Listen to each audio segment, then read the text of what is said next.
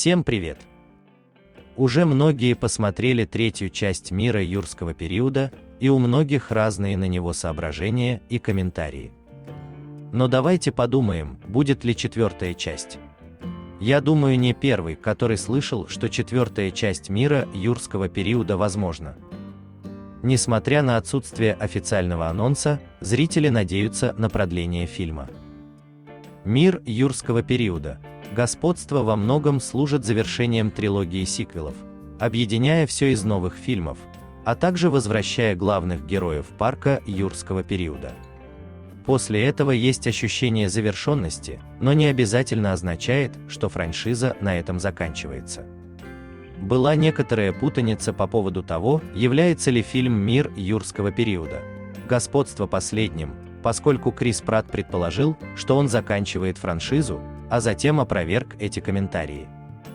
Продюсер Фрэнк Маршалл еще ранее говорил, что «Мир юрского периода 4» возможен, и учитывая, что это фильм, который, вероятно, принесет Universal $1 миллиард, то, по-видимому, в будущем нас ждет еще одно продолжение. Будь то прямое продолжение или новая перезагрузка, Голливуд найдет способ. Как вы думаете, будет ли четвертая часть?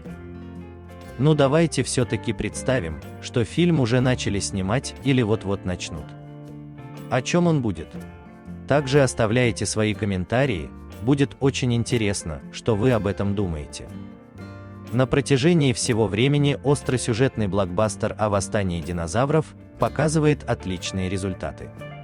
Первая лента 2015 года собрала в мировом прокате более $1 миллиарда. Примерно столько же заработал сиквел 2018 года. Триквел 2022 года поддерживает высокую планку своих предшественников. В триквеле мир оказывается на пороге экологической катастрофы.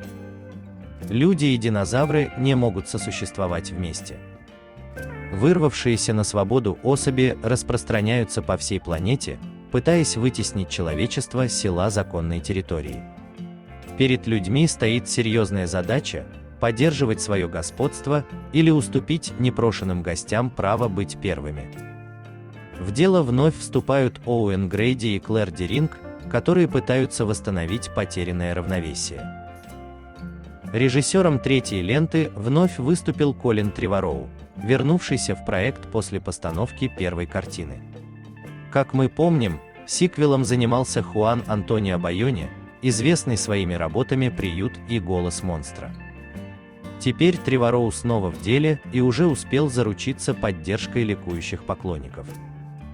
Говорить о том, когда выйдет лента «Мир юрского периода 4» рано, но новые истории обязательно состоятся. Или же все-таки нет? Одни вопросы. И опять же, есть несколько препятствий, которые нужно преодолеть, потому что концовка третьей части явно не создает будущего для франшизы. Главный конфликт с динозаврами в значительной степени также решены, поскольку штаб-квартира Байоусин превратилась для них в убежище. Тем не менее, некоторые все еще бродят по дикой природе, и это франшиза юрского периода.